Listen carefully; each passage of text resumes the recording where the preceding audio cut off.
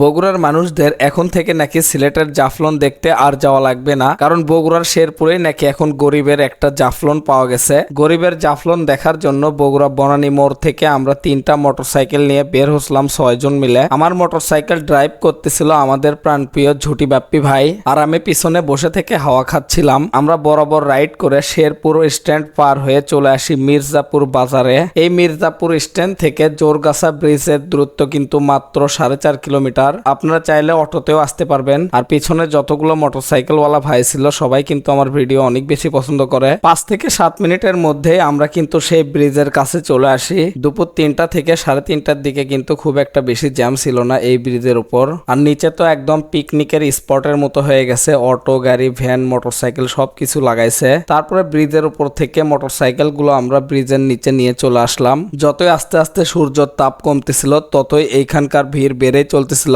নিচে পানির কাছে যখন চলে আসলাম তখন এই পানির কালার দেখে মনে হচ্ছিল এইখানে হয়তো সবাই মাছ ধরতেছে। আর এই পানির উপর দিয়ে হাঁটা চলাফেরা করা খুবই রিস্ক, কারণ প্রচুর পরিমাণে নিচে কাদা। এলাকার মানুষদের থেকে শুনছিলাম এই পানিগুলো নাকি প্রচুর পরিমাণে বিষাক্ত।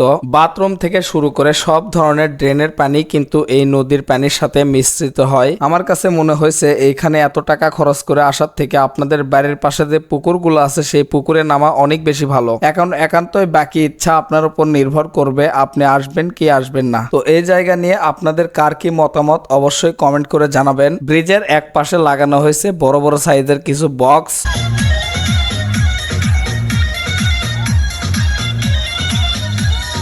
যখন বাজে মোটামুটি 5:30 তখন কিন্তু এইখানকার ভিড় আরো অনেক বেশি বেড়ে গিয়েছিল। এরই মাঝে আমার কিছু ভালোবাসার ভাই ব্রাদারদের সাথেও দেখা হয়ে যায়। আর সব থেকে বেশি প্যারা খাইছিলাম যখন আমরা বাড়ির দিকে রওনা দেব তখন। একদিকে তো ব্রিজটা ছিল খুবই চিকন, তার মধ্যে এত মানুষ, মানে একদম গোলেমালে অবস্থা। তো এই ছিল আজকের ভিডিও। সবাই ভালো থাকবেন, সুস্থ থাকবেন। দেখা হবে পরবর্তী নতুন কোনো ভিডিওতে। ততক্ষণে সুস্থ থাকুন। আল্লাহ হাফেজ।